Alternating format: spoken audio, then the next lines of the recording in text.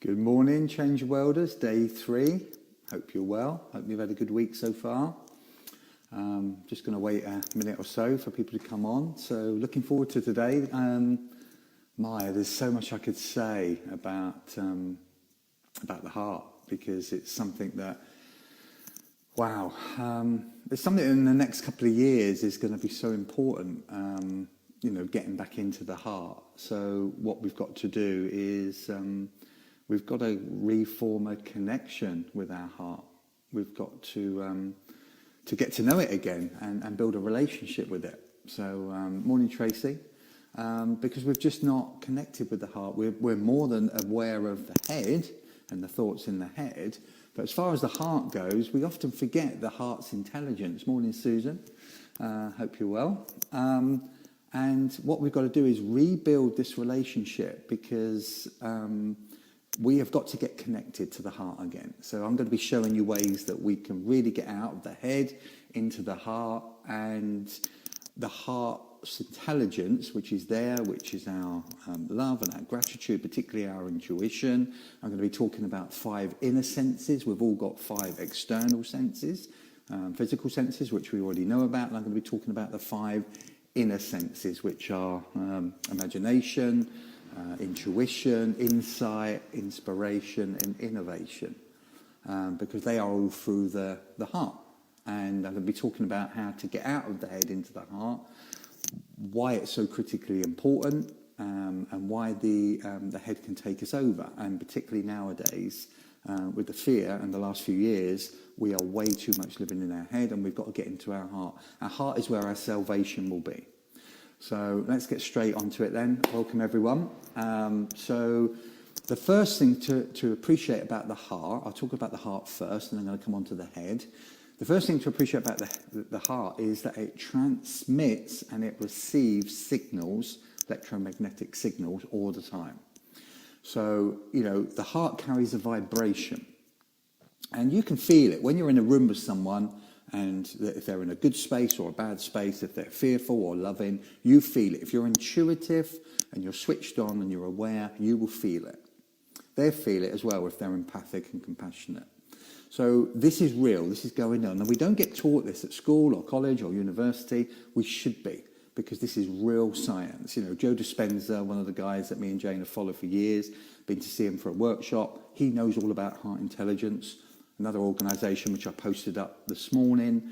Do go and have a look at it if you can. It's an organisation called Heart Math. There's a little video. It's only 7 minutes, but it's so much in literally 7 minutes. It will tell you all about the heart's frequency and energy that is pumping out. So we know from the science that the heart is a brain. Not often we've heard that, but actually we've got 3 brains. We've got the brain in our head, which is the traditional one we've always grown up with. We've got the heart, which is actually a stronger brain, a better brain, a more connected to the world brain. And then we've got the gut, obviously the brain in the gut. So who told us at school that we had 3 brains? But it's fact, and scientific fact. So, the heart has a brain, and the connections from the heart to the brain are a lot stronger than from the brain to the heart. So what science is starting to develop and understand in their philosophy is that the heart is giving out a lot more signals, and it affects the brain. So actually when you get intuition, or you get a gut instinct, or you get a hunch, or you get a feeling, the feeling is first, and then it transmits to the brain. It's not the other way around, which is what science for many, many years thought was the fact. So the electromagnetic, let me get this right, the electromagnetic field of the heart is 60 times stronger than the brain. Just think about that, 60 times stronger. And the heart's waves on a frequency permeate every single cell in our body. Just think about that for a second. The heart permeates so depending on what emotional state you're in, that's why you don't feel your emotions in your head, you feel them in your body. And, what we've got to appreciate is that the heart is always being triggered by something in the environment. Sometimes it could be radio waves, sometimes it could be heart waves from other people. And we know that the heart picks up signals from other people from at least a couple of meters. You'll see that on the heart math on the video. So when you're in the frequency, when you're in the zone, when you're next to someone, you can literally feel what they're feeling if you are tuned in. And what do I mean by tuned in? If the head isn't in the way. So if you're worried and anxious and stressed and all the rest of it, and worried about your own world, and you're just trying to get on and manage yourself, you're not going to pick up the electromagnetic signals from someone else's heart. Because the heart, as we know, doesn't shout like the head, the heart whispers. So we've got to listen to those whispers, and to listen to those whispers, we've got to be in a calm state of harmony. Homeostasis, as Joe Dispenza call it. When you're in that lovely brain-heart coherence, that's the word that heart math use. When we're in coherence, we get to a stage where we can pick up the environment around us. When we're letting the brain take over and we're just full of fear, anxiety, stress, it's like your signals are being scrambled, if that makes sense. So, what triggers the heart to open and fire? Well, let's just go through a shopping list, because this is what literally opens up your heart. So, number one, straight out the gate, we know this: love. Unconditional love will open the heart and fire it. Unconditional love. Gratitude, when we're grateful for something, when we're grateful for parts of our life. Now, these are really important things. They're not some sort of Californian woo-woo science. The proper science is really coming through now. And we know this. If you listen to your heart, you know that these things are going to open your heart and get you more connected. And we've got to, number one, we've got to start getting a relationship again with our heart. Some people, whether you believe in guardian angels, whether you believe in guides, whether you believe in synchronicity, whether you believe in higher beings, in spirit, whatever it is, whatever your thing is, God, there's no judgment here. Whatever your thing is, it's about building a relationship with something that is your support system and your faith and your belief. But one of the things that we've got to put up there front and centre is we've got to start rebuilding our relationship with our heart. The heart knows, the brain thinks. So the heart is the intelligence. There is a heart intelligence, almost like the World Wide Web, like I talked about in the last few days, that we're connected on an electronic level. On an emotional level, frequency, we are connected to the universal consciousness.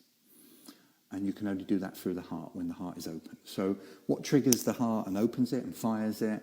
Compassion, empathy, slow breathing, really, really important, because that's obviously the fundamental of mindfulness and meditation practice, to open the heart and shut the busyness down of the mind. So, when we feel enough, the heart is open. When we feel abundant, when we feel at peace, when we feel bliss, joy, happiness. Let's go through all the good things. When you're connected to your inner child, and your creativity comes out, you can almost feel it coming out. It's oozing. It's oozing with that sort of liveliness, isn't it? When you connect to your inner child and you remember memories, or you connect into that innovation and creative part of your inner child, your heart is abundant. It's full. So, two of my favourite words from the practice when we're doing the positive psychology is thriving and flourishing. If the heart is open, you are able to flourish. And what we've got to do is realise that there are certain states that the heart will open, it will fire and start connecting you to yourself. And what we've got to make sure is that we get into the right state. So, when you're being authentic, that is usually when your heart is open, because you allow yourself to be authentic, to be vulnerable, to be transparent. When you're being real, when you're being grounded, it's often coming from the heart. When you feel free and you feel that inner peace, that calm that we all sort of adhere to, go towards. When we're inspired, that is through the heart. When we're caring for other people. Now, the reason gratitude is so important, and it's such a topic that positive psychology put up there right at the top, is that they found that with, I do something with my clients where I get them to do random acts of kindness. So say, for instance, you feel down and you feel a bit depressed. What you would do is you either pick up the phone, speak to a friend, send an email, send a text, send some flowers to a friend, go next door and just give your little gift to your neighbour or something. Whatever you can think of, a random act of kindness, RAK, will get you out of that negative head state, like poor me, victim, why's my life so rubbish, and all the rest of it. A random act of kindness will immediately change your state from negative to positive, and it will open the heart. And so, when you are accepting, when you're allowing, often the heart is open. When you feel grounded, it's because you've allowed the heart to take over. So, all of these states we've got to be looking at getting in more, because when you're in the heart state, you're happier, you're more fulfilled, you're more creative, you're more productive and effective. Now let's go across to the other side of the page, the other side of the tennis court, because there we're living in a different world. And I want to make this point because it's really important. It's not about just getting in the heart and getting rid of the head completely and the ego. Because actually harmony, coherence,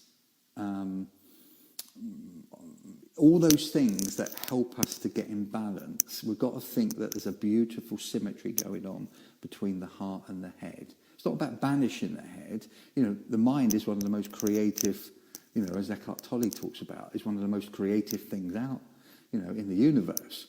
But we've got to start using the head, the brain, the mind, from a perspective that we pick it up when we need it and we put it down.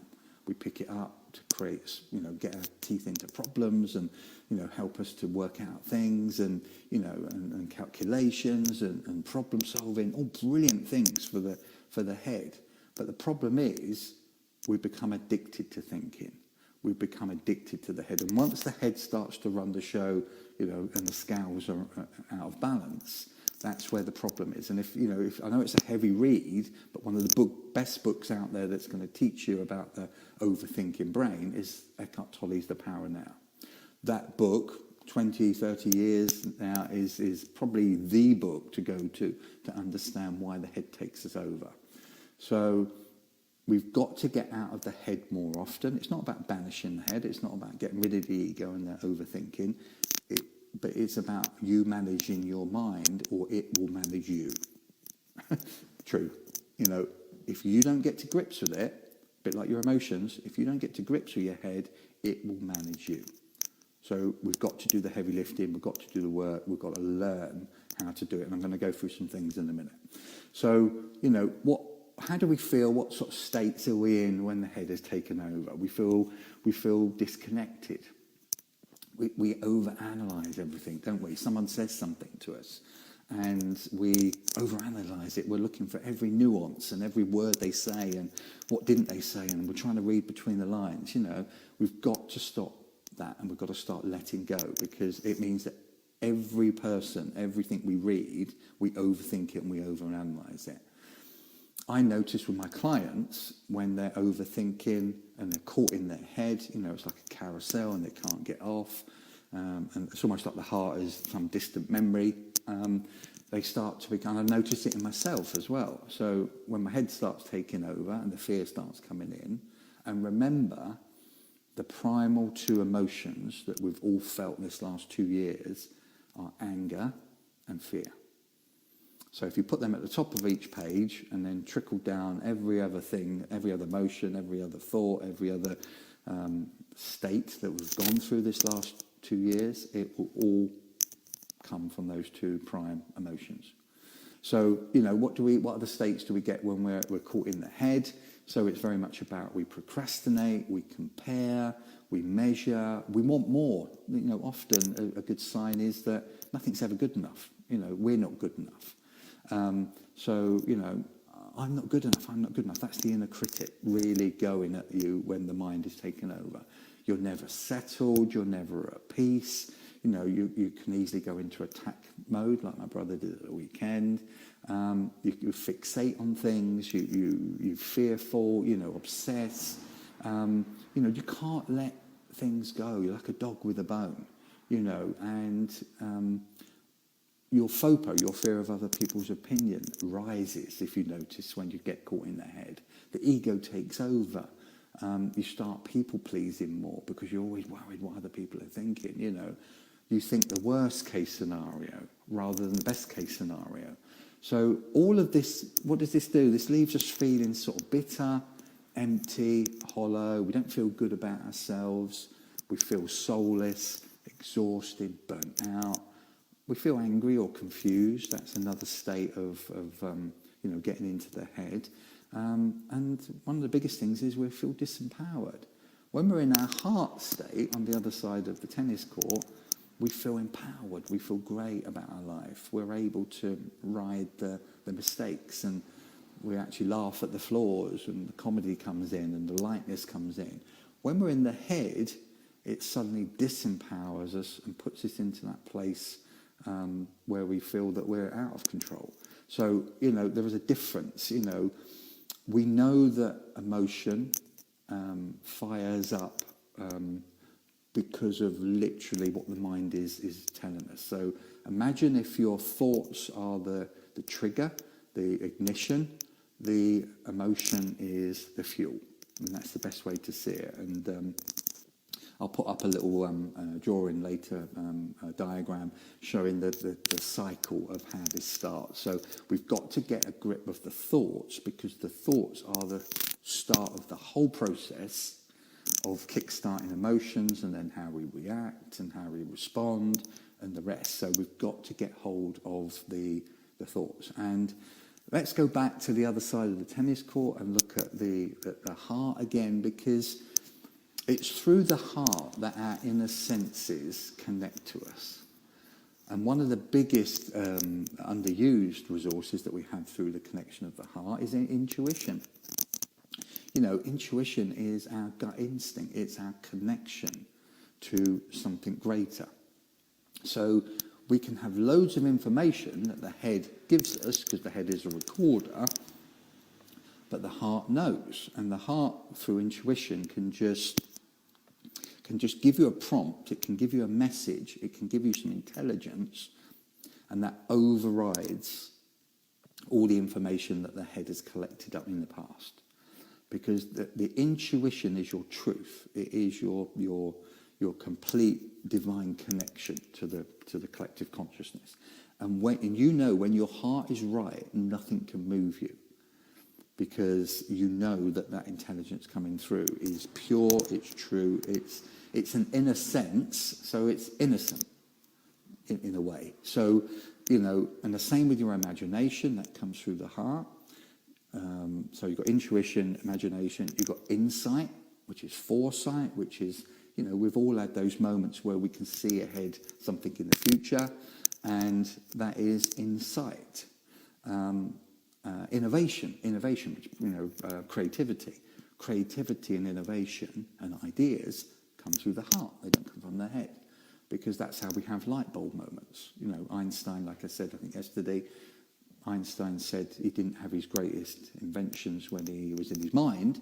He had his greatest inventions when he was connected to his heart, and in that middle place where he wasn't thinking, place of no thinking. So we've got to reframe. It's not the overthinking that will come up with resolutions. It's often when we put the mind down, the head down, and sit in that lovely space, and that's where the intuitive prompts, the ideas, the solutions will come through. So the fifth inner sense is inspiration. What a beautiful word, what a beautiful concept. When we feel inspired by something, it's like our heart sort of lifts and our heart sort of takes off. And inspiration is that magic sort of, ability, isn't it? It's that ability to connect to something that is outside of us, but something that is, a part of us. And when we're inspired, when you find creativity and something that lifts you and lights you up from the inside, there is no other better sort of feeling in the world. So how can we move more into the heart? Let's get to the juice of this. So we have to, first of all, number one, we have to realize we've got a heart. So, put your hands on your heart now and feel your heart, connect to it, know that it's there, touch it and ask it questions. Because, the heart is there for you and we just don't use it enough. We've got to rebuild this year and the next few years. We've had so much of our head the last few years. We've got to reintroduce and get back into the heart. So let's start a promise to ourselves for this year to reconnect and rebuild that relationship with our heart. Because, the ancients said that it was the seat of the soul. That's what the heart is. So, Gary Zukav in his brilliant book, Seat of the Soul, talks about the fact that the soul comes through the heart. So we've got to open the heart because the heart whispers, it doesn't shout like the head. Number two, we've got to carve out some time to sit and listen and pay attention and be with the heart. Just think of it like any other relationship. You want to give loving relationships in your lifetime space to be heard, to listen to them. Well, think of your heart as another person that you love dearly and literally respect that relationship. And the way you do that is spending and carving out time in the day. I do it like 3 or 4 times a day now. I've sort of trained myself over time. It took a long time, by the way, but trained myself to have moments where I stop everything, I go and sit with my thoughts, connect with my heart and try and feel the feelings in my body and what they're trying to tell me. That thing that I've just said to someone an hour ago, did I really mean it? That harsh comment that I said to Jane, was I being a bit over the top? Was I being a bit harsh? So, reflection time, going inward, whatever you call it, checking in with yourself, allowing yourself space, taking a moment to step back. Whatever that is, that reflection time, we've got to allow that every day because that is what is going to allow you to connect to your heart. Next thing is listen and watch for its prompts. The heart is constantly talking to us, but in signals, in signs, in prompts, in sort of inspirations, in insights. Listen for it, because if your head is busy, it's not going to pick up the lovely heart intelligence that basically is your support system. Like intuition, Sonia Choquette, one of the world's leaders on intuition, talks about intuition is our internal GPS. So imagine that you wouldn't go anywhere nowadays, particularly a place you've never been before. You wouldn't dream of going without your GPS in the car. Well, your intuition is your internal GPS. So listen for it, watch it, stop it in its tracks, listen to what the message is. And, it might be a film you watch, it might be some music in the words. It might be something a child says or does in front of you. It might be you're watching, theatre. It might be you're engaging with a coffee with a friend. There are prompts that your heart is giving you, and it's whether you slow down and start to listen to it. If you had your child with you and you were with a friend having coffee and your child was trying to say something to you, you wouldn't keep saying, "Oh, look, be quiet, be quiet, be quiet, I'm busy." Instead of your friend, "I'm busy with my head." You would listen to your child, and it's the same with your inner child through your heart. Listen, let's build up a connection to it. So there's a great exercise, this is a great philosophy around intuition.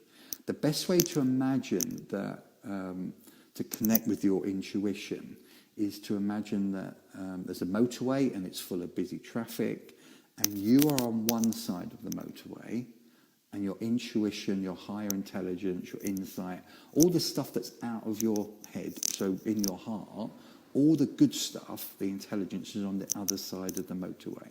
Now, the cars are your thoughts, your busy thoughts. Now, if you keep thinking, and worrying, and anxiety, and stress, and the rest of it, that motorway traffic is just going to be relentless. You are going to have to calm the motorway traffic down to a point of almost stopping it as well.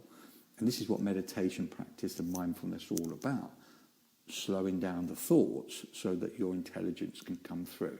And once you've slowed down those thoughts, those cars, then you can cross the motorway, and then you can access the intelligence of the heart, which is all those good things: insight, imagination, creativity, all of that is there, ready for you to use, but it can't if you let the motorway traffic of your thoughts rule your life. Passion and purpose, another great way of getting into your heart. It's basically the portal to the heart. Go with your journal, take a practice, and just write at the top of the page, what do I truly love? What do I truly love? Make it a lovely little practice. Draw a little picture of a heart, colour it in red, that's what I do. Get your pens out, and just from a passion and purpose point of view, ask yourself, ask your heart, sit there with your heart for a few minutes, close your eyes, look out in the countryside, if you live in a lovely place. Connect, look at nature, get out and about and ask yourself, what do I truly love? What do I truly love? Give your head a rest for a minute, put it down. And, remember what I said yesterday, passion is what lights you up from the inside. It's what, your mojo, what makes you feel most alive. Purpose is going the other way. Purpose is, what do I want to do for my family, for my community? Bigger scale, on the world scale. So that's purpose. Passion and purpose, through the heart, will start to reconnect you with love. Meditation, I won't go into that as a whole big subject, but really, it's the prime thing is just to sit still and slow down your thoughts. And the best way you connect to your heart is through your breathing. Close your eyes, put your hand on your heart, and start to breathe in a good, calm, serene way. Get your breathing connected, and then ask your heart questions, and it will give you answers. I do it a lot with my clients when they're getting sort of too caught up in their head, and I'll ask them a question, and we're going nowhere for 5 minutes, and I'll say, right, stop. Let's just stop. Time out. Close your eyes, because the great thing about closing your eyes, it disconnects you from the external stimulus and your senses. And then I get them to close their eyes, put their hand on the heart, and get them to really, truly believe that they're going to get the right answer. And literally 3 or 4 breaths in, they're giving me answers, which I know are true because I've listened to the story for an hour, and the heart knows. So we've got to value it, build a relationship up with it. And in coaching, it is a magic tool. If any of you, we've got children, and they're just in a bit of a tiz, and they're full of the head and the rest of it. Get them to slow down, get their breathing, get them connected to the heart, and what they really want, or what you really want, will come through the heart. We've got to start trusting it. We've got to start believing in it a bit more, because it is a magic superpower, and we've forgotten how to use it. And no one really promotes it, which is ridiculous. So other ways of getting into the heart and firing the heart's passion and purpose up, talked about it a little bit last few days, get outside, nature, trees, animals. Dancing is a great one. Movement, when we start to dance, it's like you're in a different place. You are connected. So, creativity, talked about the artist's way the last few days.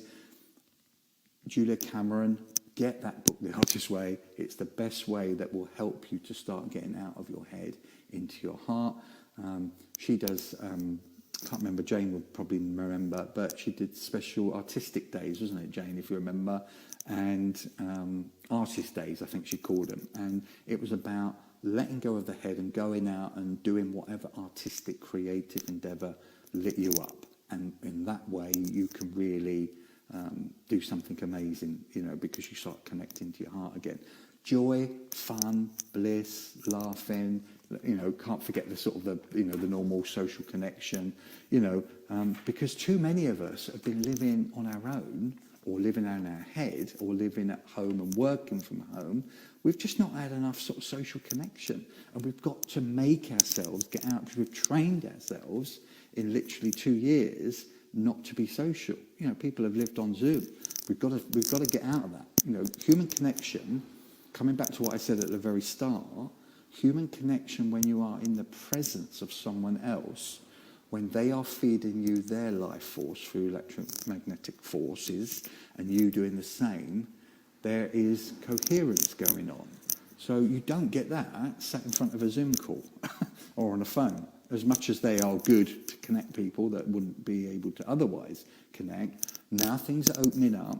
We've got to get out of our comfort zone, and we've got to go and sit with people and be in their presence. Because, if they are giving out a electromagnetic pulse of about 2 meters and you're doing the same, if you're sat literally a meter apart, you are going to be feeling them and they are feeling you. Now, here's a little tip that we've all got to be careful of at the moment. If you've got lots of friends that are very fearful and stressful at the moment and going through lots of anxiety, you have got to value your own time and your own space and make sure you don't become the rescuer, and realise that if you keep putting yourself in their space, you are going to take their energy.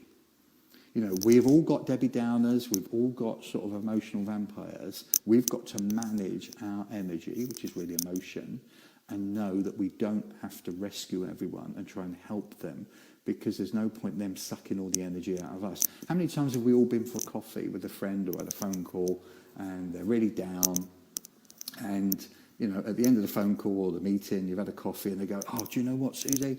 I feel fantastic. I feel on top of the world. I was really bad before we met up, and I feel really fantastic."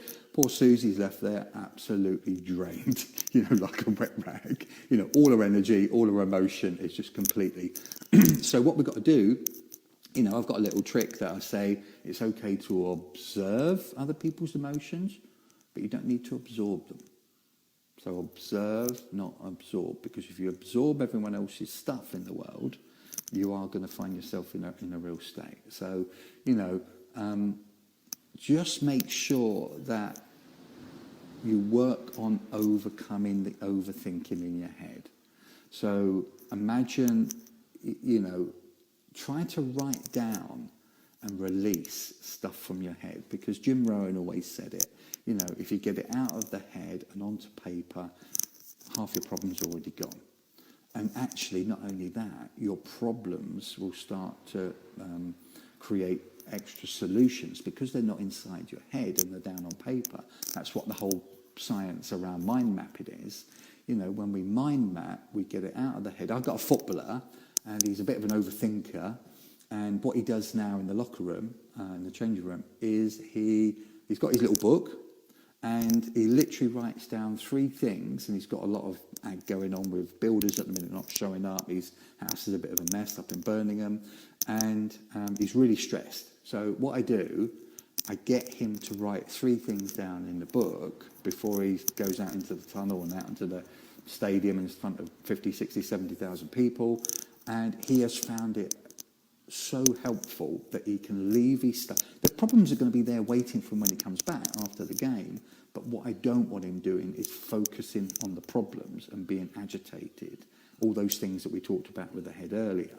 I don't want him, overthinking during the game, because he needs to have a clear mind to concentrate on the game, especially in the Premier. It's fast-moving games. There's no messing around. He needs his full attention. He needs to be aware. So, guys, I could go on forever as normal. I won't, thankfully, otherwise I'm going to be here till 2 o'clock in the afternoon. Go away and have a good think about rebuilding the relationship with your heart.